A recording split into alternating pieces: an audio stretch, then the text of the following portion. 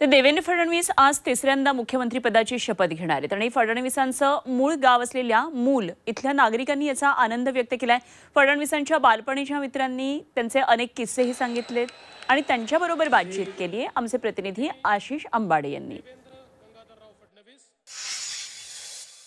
मी सध्या आहे तो चंद्रपूर जिल्ह्यातल्या मूल शहरामध्ये, जे फडणवीसांचं मूळ गाव आहे।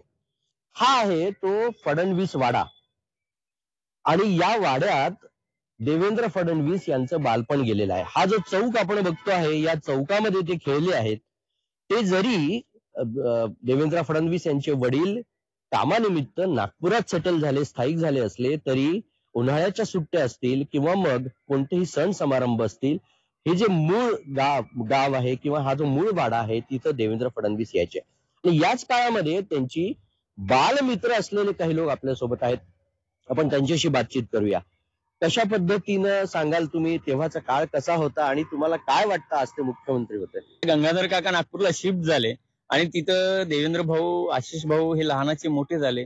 शिक्षण तिथं त्यांनी घेतलं आणि मग सुट्ट्यांच्या काळामध्ये जे मुलं यायचे, जसं उन्हाळा असेल, दिवाळी असेल, कोणत्या सणावाराला असेल, नवरात्री असेल, तेव्हा आमची पूर्ण वेळ त्यांची आम्ही एका सोबतच राहायचो। आणि त्या याच्यामध्ये आम्ही मौज मजेचं एक उदाहरण द्यायचं तर त्यांचं ऊसाचं शेत, धानाचं शेत, जेव्हा ऊसाचं शेत राहायचं तेव्हा ऊस काढायचे, तिथं गुळ तयार करायचे ऊसाच्या रसापासून। आम्ही जायचो तिथं, खूप खेळायचो, बघायचो, ऊसाचा रस आणायचे, गुळ खायचे। त्यांच्या लहानपणाच्या भरपूर आठवणी आहेत। म्हणजे ज्यावेळेस पहिल्यांदा ते मुख्यमंत्री पदाची शपथ घेत होते तेव्हा आमच्या डोळ्यासमोर सगळं ते जुने सगळे चित्र येत होते।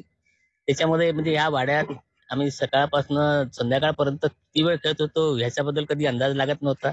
त्यामुळे आम्ही मोठ्यांचे मारे खात होतो, शिवाय खात होतो। पण सकाळी उठलं की कुठला तरी खेळ चालू करायचा, त्यात क्रिकेट हा जास्त आवर्जून खेळ होता त्यांचा आवडीचा आणि आम्ही ते फार खेळत होतो।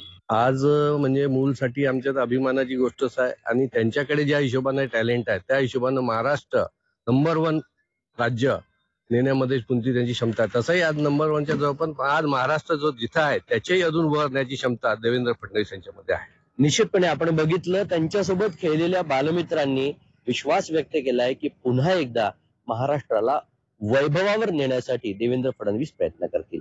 आशिष अंबाडे, मूल, जिल्हा चंद्रपूर।